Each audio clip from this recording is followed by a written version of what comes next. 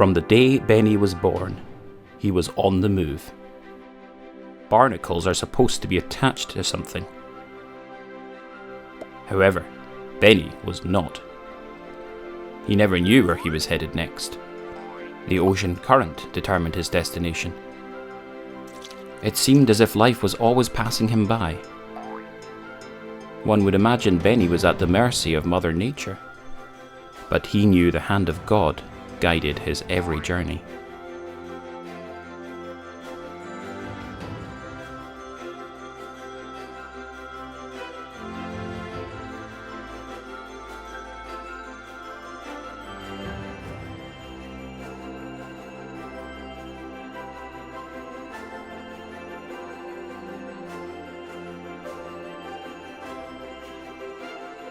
The ocean is a big place.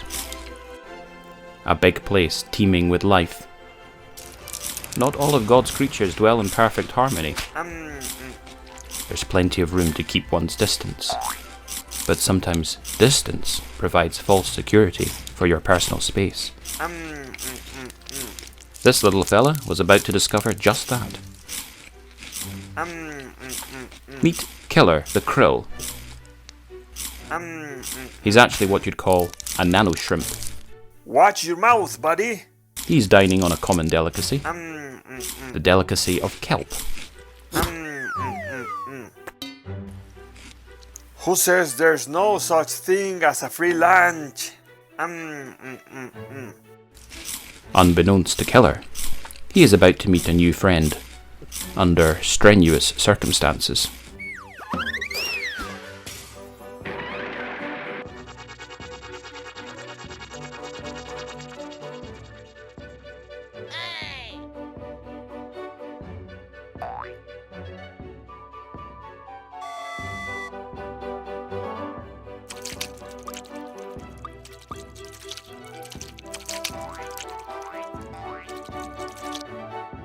Killer was in awe at the speed of the offender.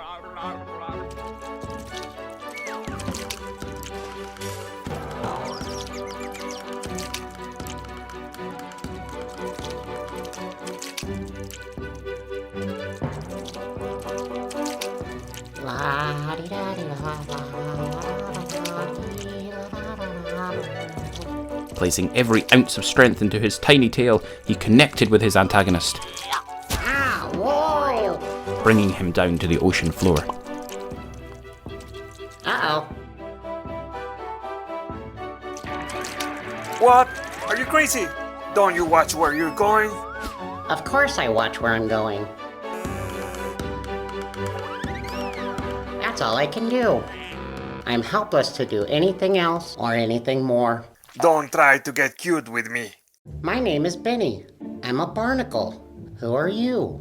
I'm the dude you just ran into. No, your name. They call me Killer the Krill. That's funny. Maybe you should just shorten it to Kriller. Very funny. You're just about as polite as that whale that barrels through here several times a day. I don't know about any whale, but I have no control over where I travel. How fast? How slow? How near? How far? Where's your fins? Don't have them. Where's your tail? Don't have that either. Then how do you get around?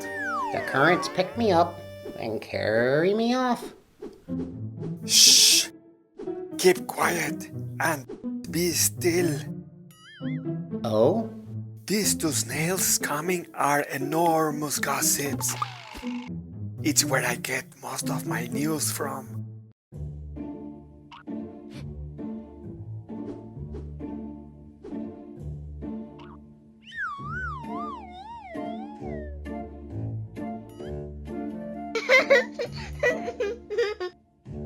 That great blue whale is becoming a problem around here.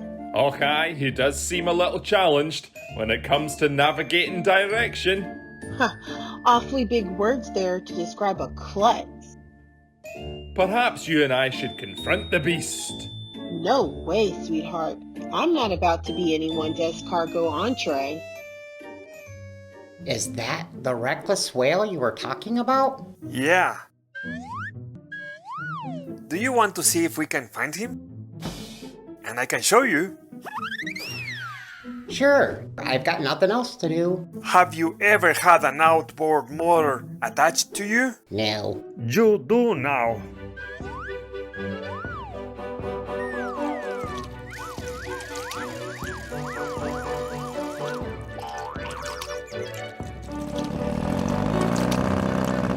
Whoa!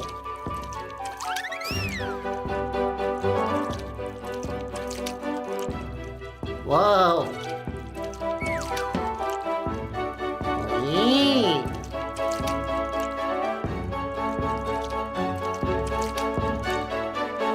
Whoa!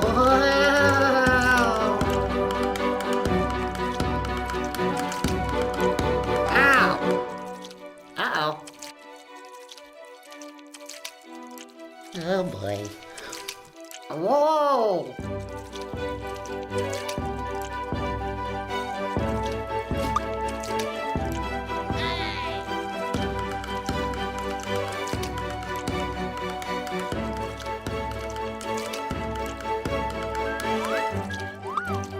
Oh boy.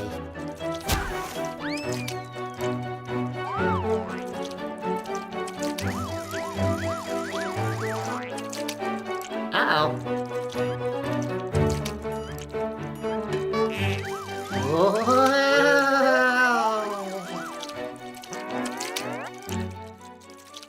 Along the way, moments of eavesdropping heighten their curiosity. He almost ran into me. Oy vey. The thrust from his tail sent my whole family reeling. What do you expect? We're just little fish. We're not important like Mr. Whale.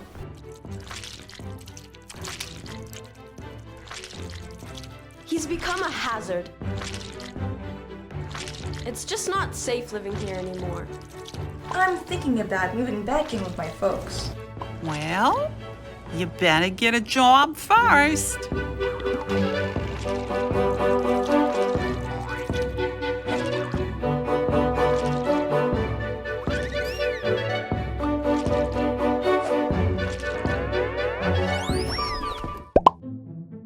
Wow, did you hear that? Yeah, you shouldn't have to have a job before you move back in with your parents. How heartless is that? I was talking about the whale. He seems to be affecting everything around here. And the starfish below didn't provide any relief from the dilemma. Every time that whale passes over, we have to dig ourselves in. And hold on for dear life or be swept away. I'm telling you, that monstrosity needs to go. Don't you worry. We will see vindication. Yeah, we will. And I hear it's a really good show. I heard the same thing. I concur, I couldn't agree more. I'm 100% on board, totally in the tank. Are you a member of our family?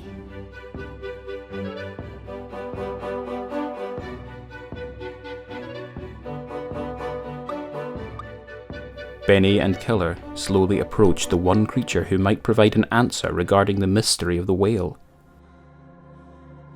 Obadiah, the ancient oyster.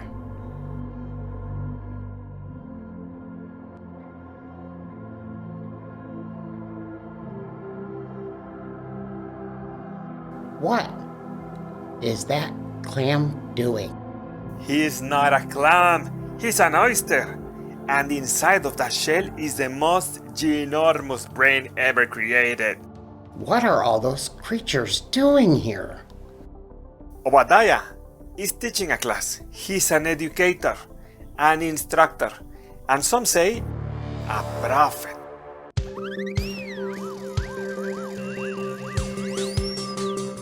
Wow, are you one of his students? Well, sort of. I got an honorary degree in recess and lunch. The pair approached slowly, attracting Obadiah's attention.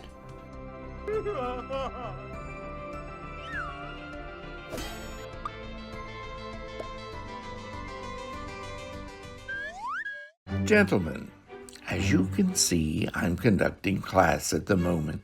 Care to join us? Oh, great one. We seek knowledge.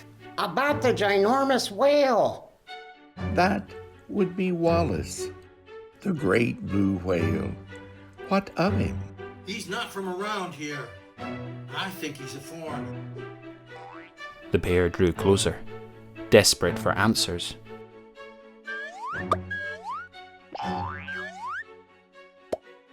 There is a perception this creature is a menace. A perception doesn't knock you off your feet when it travels by.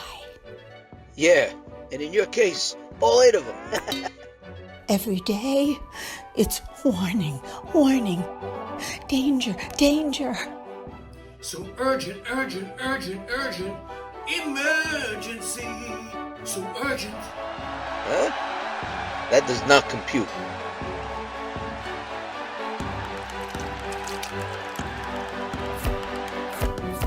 Oh, my delicate back.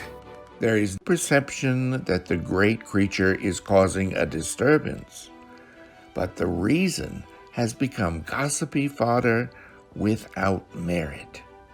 Fodder? Yeah, I think it's like being a martyr. No one cares about reasons, Obadiah. The fact remains that since his arrival, this whale has become a growing hazard.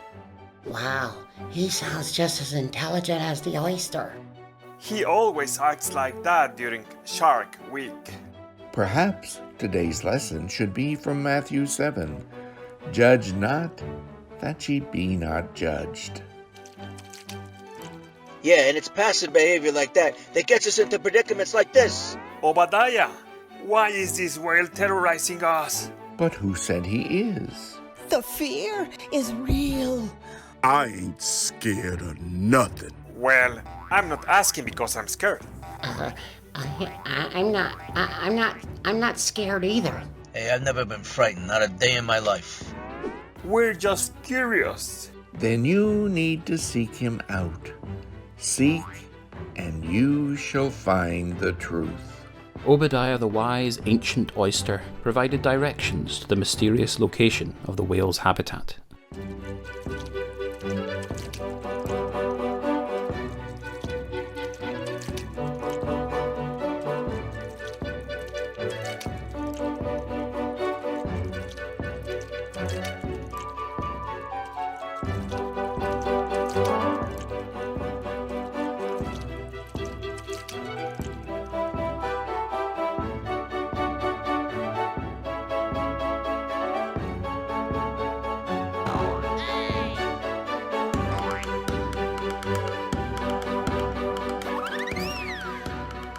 It was a dark, forbidden cave, and so it was that Benny and Killer journeyed there, seeking an answer to the mystery. Why does everybody keep calling it the Forbidden Cave? Because it creates suspense for the story. Okay, that makes sense.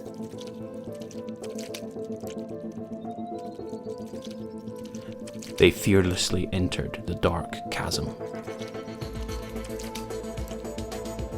I wouldn't say that. My feelers are twitching a bit.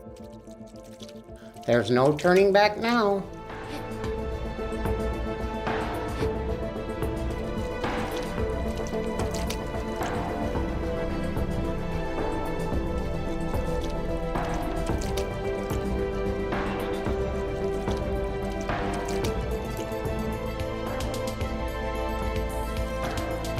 Suddenly, the pair stopped.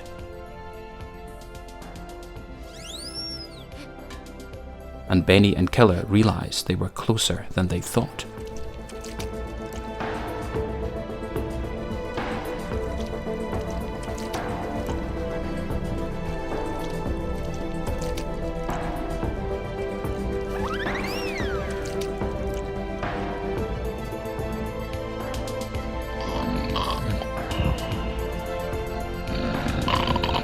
Do you hear something?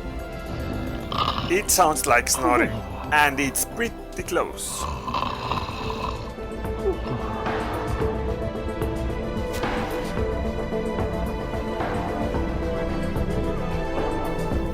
Benny, it's him. He can see us.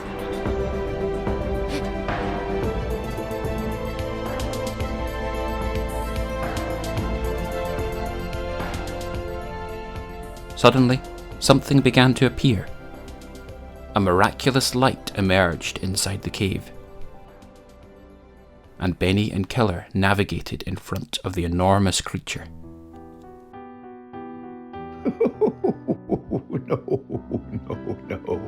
No, I heard you, as I cannot see anything at all.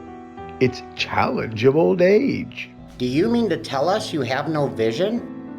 True, yes, true. And my natural sense of surroundings is failing me too.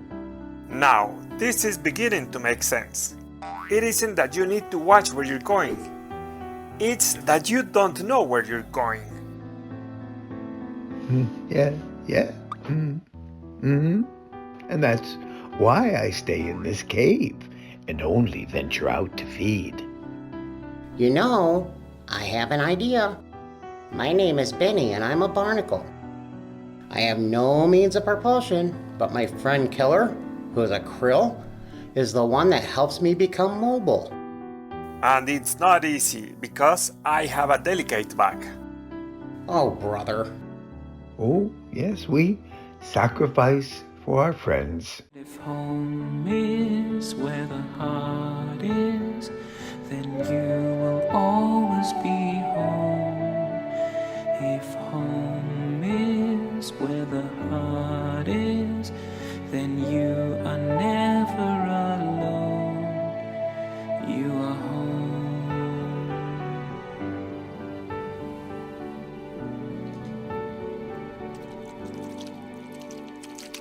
Home is where the heart is, and you will always be home. Home is where the heart is, and you are never alone. You are home. And I want to pay that forward, Wallace. How about I attach myself to your snout to become your eyes? Good luck with that. He doesn't even have a driver's license. Sure, Benny, I'm up to that. Let's give it the old college try. Home is where the heart is. You will always be home. Home is where the heart is. You are never alone. You are home. And so it was. From that day forward, Benny became the eyes for Wallace, the great blue whale. It was a challenge, but a blessing. Wallace got to know his neighbours, and his neighbours got to know him. We swim by faith and not by sight. God has a purpose for each and every one of us. Oh, and if you're wondering what happened to Killer, don't be concerned. He's still hanging in there. Ay caramba!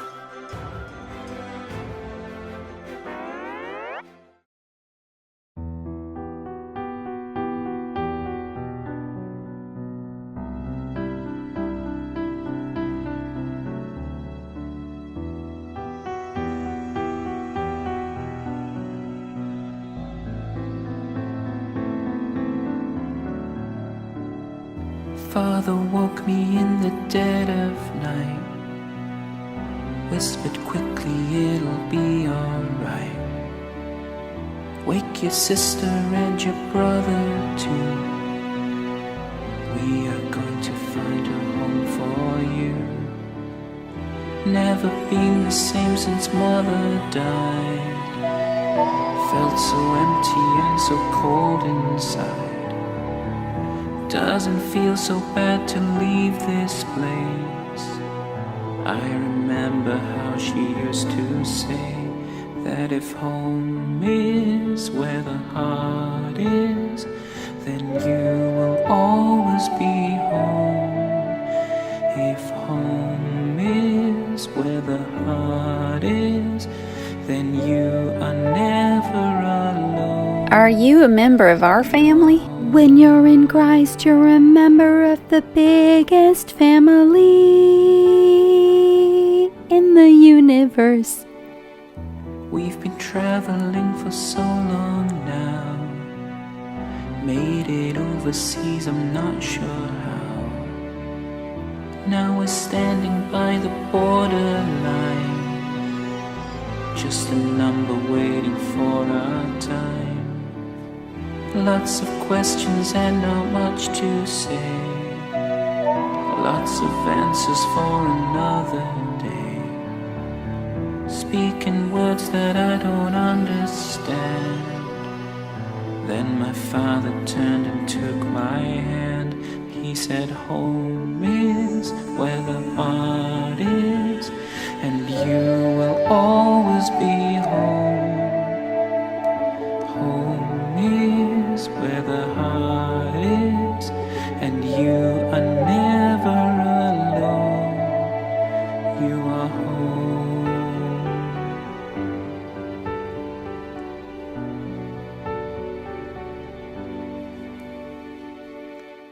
Crowds of people looking tired and sad, clutching memories, that's all they have.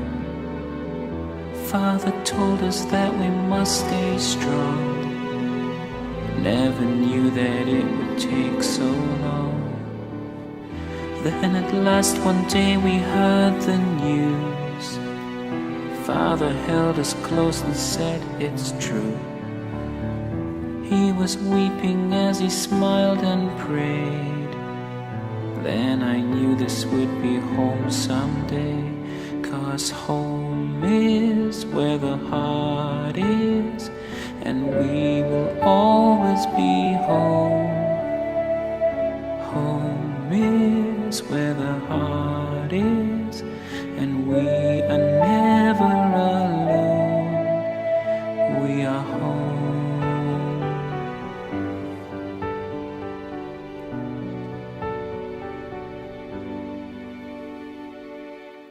Lots of people with somewhere to be. Lots of children with no time for me. Crowded classroom changing all I've known. Empty playground and I'm on my own. Then you saw me standing by the door. No one ever took the time before. Then you smiled at me and now I know I have finally arrived at home. 'Cause home is where the heart is, and I will always be home. Home is where the heart is, and I am never alone. I am home.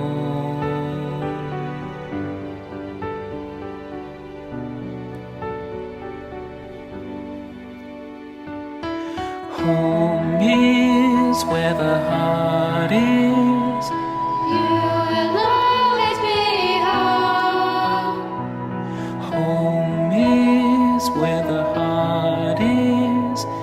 You are never alone. You are home.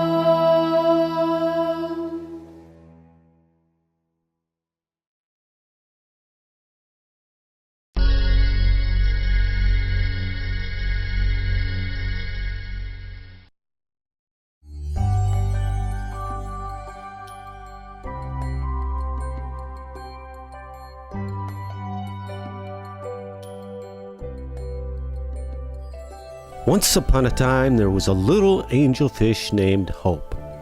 She lived in a vast ocean, deep and wide. Her appearance was not like that of other fish, for she had wings where fins should be, and a halo over her head. Though strangely out of place, Hope made friends wherever she journeyed, for wherever she ventured, she inspired others and fostered blessings. From the day Benny Barnacle was born, he had been on the move. Not by choice, but by the currents of the ocean. Instead of feeling he was passing through life, he felt as if life was passing him by. He never got to know a friend. One day, Hope the angelfish spotted the little barnacle passing by overhead and was curious. Barnacles were supposed to be attached to something, but Benny was different. He had no place to belong. He was a creature swept away without attachment to anything in life. Hope the angelfish gave chase and followed Benny. Hope wondered how many others had seen the barnacle or even cared why it was a prisoner of the ocean current. I hope that strange fish is not chasing me, Benny thought with alarm. I can't swim. Hope sped up and spoke out. Do you need some help? I noticed you are all alone. The current suddenly ceased, and all was still. Hope drew closer to the little barnacle and felt sadness. Are you going to eat me? Benny asked. I am helpless and cannot move. Make it quick. Hope struck a broad smile. I'm not going to eat you. I have come to help you find a place to belong. Impossible, Benny said. Even if you did try to help, I cannot swim. Just leave me. Who cares? The barnacle came to rest on the ocean bottom. Hope followed and came closer. I promise you, I know of a perfect place, Hope told Benny. Benny wasn't sure. He wasn't sure what a promise was. The angelfish told of a tale of an old ship close by that was beaming with other barnacles. It was a community of light creatures, and all were said to be very welcoming. Benny was still not sure. Benny agreed to at least see what it was and hoped the angelfish nudged the little barnacle by the tip of her nose. Suddenly, as Hope had said, an old shipwreck appeared. Benny grew excited. Now I'm releasing you to travel down to a place you belong, Hope said, as she watched Benny gently float down toward the ship.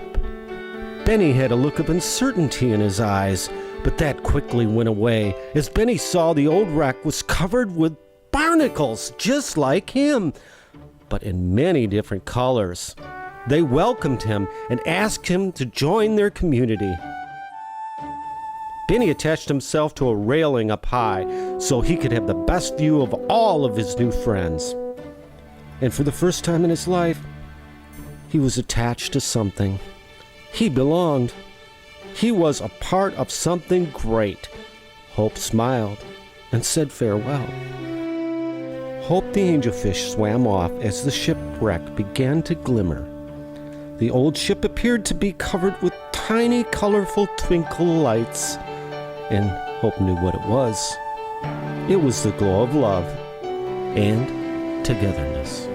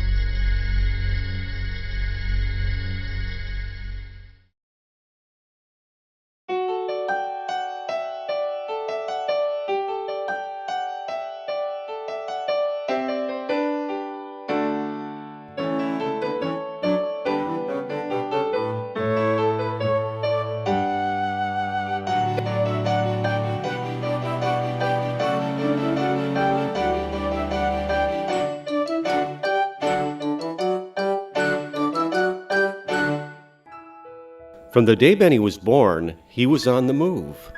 Barnacles are supposed to be attached to something. However, Benny was not.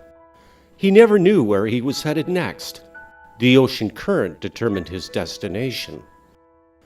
One would think Benny was at the mercy of Mother Nature, but he knew the hand of God guided his every move. Benny the Barnacle drifted in the current, and suddenly the surroundings seemed desolate and dim. It seemed rather lifeless until he passed over 2 blinking eyes. What could that be, Benny wondered. The ocean floor has no eyes. So he turned around and approached to take a look. The closer he got, the more he saw. And what he saw appeared to be a creature covered by time, years of silt and mud. You could say it was buried alive, but very much alive. The creature tried to talk. Boom, boom, boom, boom. Benny listened to the faint mumbles. Then he heard words, and a story emerged. It was another barnacle. He said his name was Foster. He'd once been adrift like Benny, but settled on the ocean floor. He could have caught another current, but decided to stay.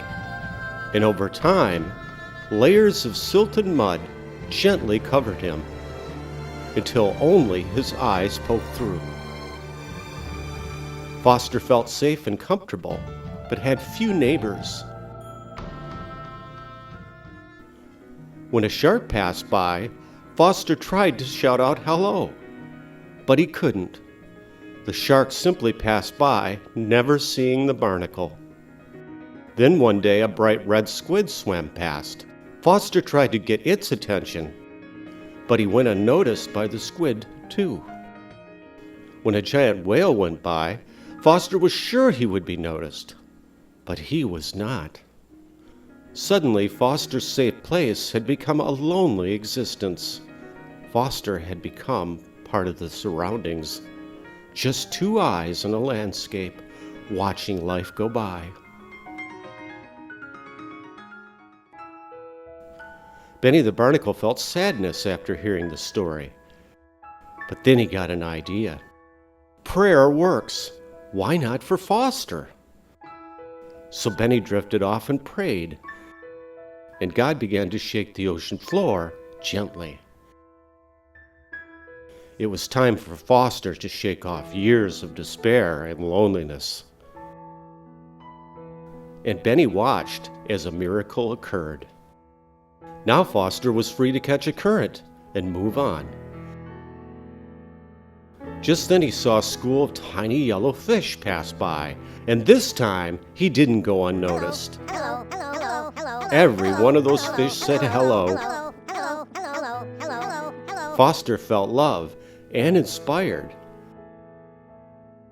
The shark returned and gave him a ride out of that desolate place, and they became great friends.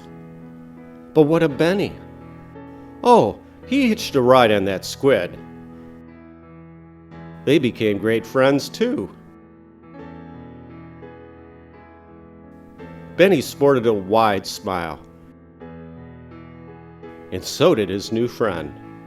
They knew God frees us all from indifference and loneliness and puts us on a path together of grace and glory.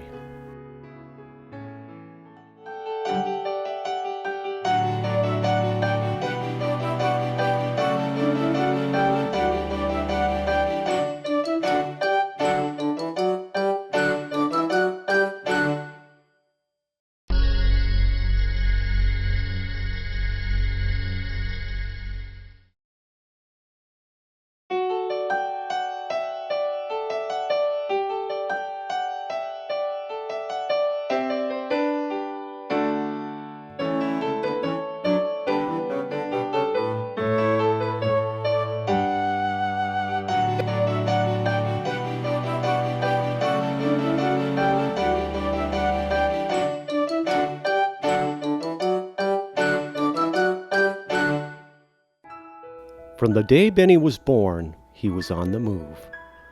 Barnacles are supposed to be attached to something. However, Benny was not. He never knew where he was headed next. The ocean current determined his destination. It seemed as if life was always passing him by. One would imagine Benny was at the mercy of Mother Nature. but he knew the hand of God guided his every journey. Benny the Barnacle drifted in the current, passing colorful undersea landscapes. He passed over a shipwreck, but couldn't stop to take a look. Benny began to slow above a crimson rock formation. There he saw an enormous whale approaching. He became frightened, as the creature did not slow. Suddenly the whale struck Benny. The barnacle attached himself to the whale, right between his eyes. Now Benny was attached to something, but he was a passenger, going where he did not know.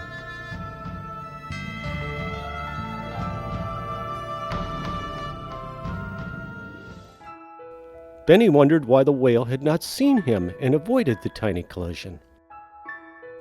Perhaps Benny was too small and the creature did not see him. Benny did not know. As the two journeyed on, Benny became concerned regarding the whale's path. Many times it appeared the whale was headed for a collision, but at the last moment veered off. Benny dared to speak, even though he was an unwelcome passenger. "Excuse me," Benny began. "Mr. Whale?" "Who goes there?" "My name is Benny. I am a barnacle." "I cannot see you." "Perhaps you cannot see me because I am between your two eyes." "I am Wallace. I cannot see you because I am blind." Benny assumed a look of concern. If Wallace could not see, how could he know where to go? "I am lost," Wallace said sadly. "I became separated from my parents, and I cannot find my way home." Benny offered help. He would become the creature's eyes. The whale revealed the location he sought to find, and Benny knew just where it was. He had seen the colorful kelp beds before, and it was not far away. Benny steered the creature by his command. "Now go right. Now go left. Now straight." Soon rich kelp beds appeared, and in the distance, Benny saw two whales. It was a father and a mother. They appeared to be searching, and they would search no more. Benny had brought their son back home.